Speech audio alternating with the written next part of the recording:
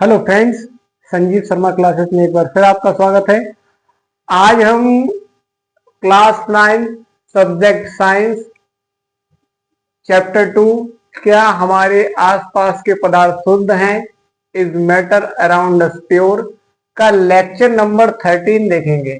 इससे पहले हम लेक्चर जो 12 है लगभग कंप्लीट कर चुके हैं। ये हमारा लेक्चर नंबर 13 है, तो इसको आज हमको पढ़ना है और कौन कौन से पॉइंट पढ़ने हैं वो हमने बोर्ड पे यहाँ पे लिख दिया है, जिससे जो जो हमको पॉइंट पढ़ने हैं उनको अच्छे समझना है। साथ में जहां जहां डिफिकल्ट वर्ड है या कठिन शब्द है उनके नीचे हमने स्केच से लाल कलर से अंडरलाइन भी कर दिया है, जिसे आपको ध्यान रखना है और पढ़ते समय इन चीजों पर गौर करना है।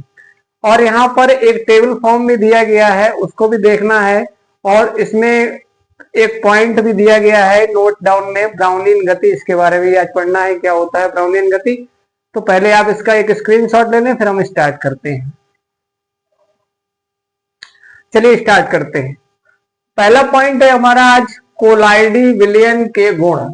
तो कोलाइडी विलियन के गुण का मतलब होता है, इंग्लिश में कहते हैं प्रॉपर्टीज ऑफ कोलाइड्स। तो आज हमको कोलाइडी विलियन के गुण यानी प्रॉपर्टीज ऑफ कोलाइड्स पढ़ना है।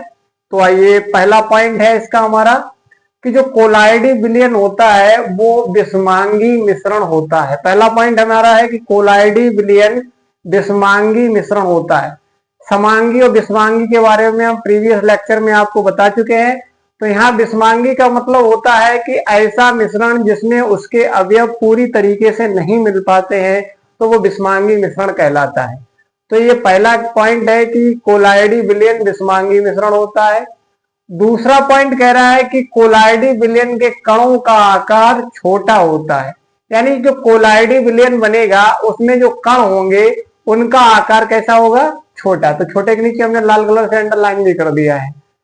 थर्ड पॉइंट कह रहा है कि कोलाइडी विलयन का कण जो होते हैं प्रकाश किरण को फैलाते हैं, यानी कोलाइडी विलयन के जो कण हैं वो प्रकाश किरण को फैलाएंगे तथा मार्ग को दृश्य बनाते हैं। मार्ग को दृश्य का मतलब देखने लायक, यानी प्रकाश किरणों को फैलाएंगे कण और मार्ग को दृश्य, दृश्य का मतलब जो दिखाई दे, बनाते हैं।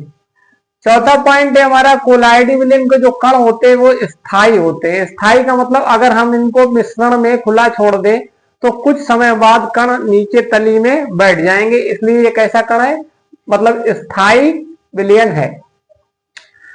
इसके बाद लास्ट पॉइंट है, कह रहा अपकेंद्रीकरण तकनीक द्वारा पृथक किया जा सकता है, यानी इसको अपकेंद्रण तकनीक द्वारा पृथक किया जा सकता है। कोलाइड के विलयन के जो कण होते हैं उनको अपकेंद्री जो करण तकनीक है, यानी वो तकनीक जिससे दूध से वसा को अलग किया जाता है या मक्खन निकाला जाता है, तो वो जो तकनीक होती है तो कोलाइडी विलयन को अलग करने के लिए अपकेंद्रीकरण तकनीक द्वारा पृथक किया जा सकता है। तो ये आपके 5 पॉइंट हो गए कोलाइडी विलयन के गुण के। तो ये पांचों पॉइंट आपको ध्यान रखने हैं। अब अगला आप देखते हैं पॉइंट्स क्या है, टिंडल प्रभाव इंपॉर्टेंट है। इसका इंग्लिश में भी लिखा है टिंडल इफेक्ट। टिंडल तो नाम है टिंडल वैज्ञानिक का, और प्रभाव का मतलब होता है इफेक्ट। तो यहां पर आज टिंडल प्रभाव पढ़ना है कि होता क्या है। तो परिभाषा के तौर पे हमने पहला पॉइंट दिया है कि कोलाइडी कणों द्वारा, यानी कोलाइडी विलयन है तो कोलाइडी कणों द्वारा प्रकाश का प्रकीर्णन, यानी कोलाइड के जो कण है अगर प्रकाश का प्रकीर्णन कर रहे हैं, प्रकीर्णन का मतलब होता है फैलाना, तो इस प्रभाव को टिंडल प्रभाव कहलाता है या टिंडल प्रभाव कहते हैं। यानी सीधा समझ में आया, कोलाइडी कणों का फैलना, यानी कोलाइडी कणों द्वारा प्रकाश का फैलना। जैसे कोलाइडी कण है प्रकाश के कारण फैल जाते हैं, यानी प्रकाश या प्रकाश जो है कणों के द्वारा फैल जाता है, चारों तरफ वितरित हो जाता है, तो इस प्रभाव को हम लोग टिंडल प्रभाव कहते हैं।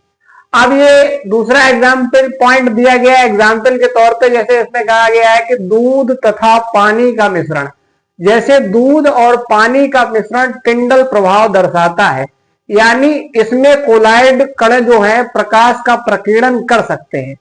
तो इसमें एग्जाम्पल ध्यान रखना है आपको, दूध तथा पानी का मिश्रण टिंडल प्रभाव को दर्शाता है। टिंडल प्रभाव दर्शाने का मतलब जो कण होंगे वो प्रकाश को प्रकीर्णित कर देंगे।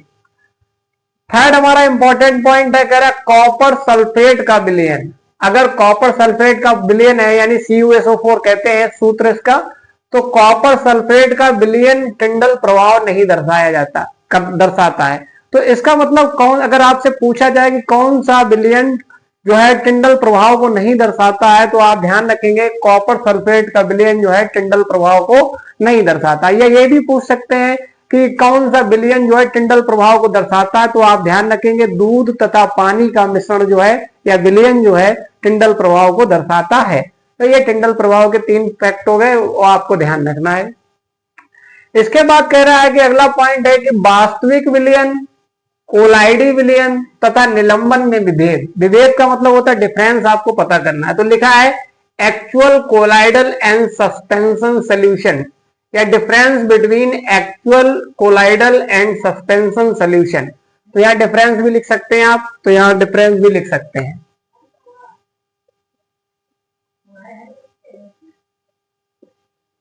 ठीक है, अब यहां देखते हैं कि गुण के हिसाब से यहाँ पे पहला जो टेबल फॉर्म में पहला जो कॉलम बना हुआ है उसमें गुण की बात की गई, दूसरे में वास्तविक विलयन की, तीसरे में कोलाइडी विलयन की और चौथे में निलंबन की बात की गई है। तो ये गुण के आधार पर वास्तविक विलयन कैसा होगा, कोलाइडी विलयन कैसा होगा और निलंबन में क्या होगा, इन सारे पॉइंट को यहाँ दर्शाया गया है। तो आप हम कायदे से इसको समझेंगे। तो क्या होता है जरा पहला देखते हैं। पहले कह रहा प्रकृति, पहला गुण है प्रकृति का। तो वास्तविक जो विलयन होता है वो समांगी होता है। प्रकृति कैसी है वास्तविक विलयन की, समांगी। लेकिन कोलाइडी विलयन की प्रकृति विषमांगी और निलंबन की भी प्रकृति कैसी है, विषमांगी। तो पहला पॉइंट ये हो गया कि जो वास्तविक विलयन है वो समांगी होता है, कोलाइडी विलयन विषमांगी होता है और निलंबन भी विषमांगी होता है। दूसरा पॉइंट है कण का आकार। अगर वास्तविक विलयन है तो कण का आकार 10 की घात -7 सेंटीमीटर से लगाकर 10 की घात -8 सेंटीमीटर के बीच में होता है। और अगर कोलाइडी विलयन है तो आकार 10 की घात -5 सेंटीमीटर से लगाकर 10 की घात -7 सेंटीमीटर तक होता है। और निलंबन है तो उसमें कण 10 की घात -3 से लगाकर 10 की घात -4 सेंटीमीटर के बीच में होता है। तो अगला पॉइंट है हमारा गुण पृथक्करण का। तो इसमें कह रहा है कि वास्तविक विलयन में पृथक्करण संभव नहीं है, कोलाइडी विलयन में संभव नहीं है और निलंबन में संभव है। यानी पृथक्करण का जो गुण है वास्तविक विलयन में संभव नहीं है, कोलाइडी विलयन में भी संभव नहीं है पृथक्करण, यानी अलग अलग नहीं हो सकता। और इसमें संभव है, निलंबन में आप अलग अलग कर सकते हैं। इसके बाद कह रहा है निस्यंदन। निस्यंदन का मतलब होता है अलग अलग करना या छांटना। तो निस्यंदन में कह रहा है कि इसका वास्तविक विलयन संभव नहीं है, कोलाइड में संभव हो सकता है और निलंबन में भी संभव हो सकता है। निस्यंदन का मतलब अलग अलग करना या निखारना। इसके बाद कह रहा है कणों का बैठ जाना। जो वास्तविक विलयन होता है उसमें कण नहीं बैठते, यानी कण नीचे नहीं बैठेंगे तली में। अब कह रहा है कोलाइड में अपकेंद्रण के कारण बैठते हैं। अपकेंद्रण का मतलब होता है जैसे दूध से आप मक्खन या घी निकालते हो तो कण बाहर निकल के सेंटर से बाहर की तरफ जाते हैं, तो अपकेंद्रण के कारण नीचे बैठते हैं। अब इसके बाद कह रहा है कि निलंबन में गुरुत्व के कारण नीचे बैठते हैं। इसमें अपकेंद्रण विधि के कारण नीचे बैठेंगे और इसमें गुरुत्व। गुरुत्व का मतलब पृथ्वी हर वस्तु को अपनी तरफ खींचती है, तो उस गुण को हम लोग गुरुत्व का गुण कहते हैं, जिसके कारण ये नीचे बैठ जाएगा। फिर कह रहा है कणों की दृश्यता। दृश्यता का मतलब दिखाई देना। तो वास्तविक विलयन पारदर्शी, पार का मतलब पार कर जाना, दर्शी का मतलब देखने लायक, यानी अगर हम पार करके देख सकते हैं तो कैसा होगा, पारदर्शी। अब इसमें कह रहा है कि ये कैसा विलयन है, यानी कोलाइड विलयन कैसा, अल्पदर्शी, यानी आधा आधा दिखाई देगा, कम कम, ज्यादा नहीं। ये पारदर्शी पूरा देख सकते हो, यहाँ अल्प यानी आधा। उसके बाद कह रहा है अपारदर्शी, इसमें बिल्कुल आपको दिखाई नहीं देगा।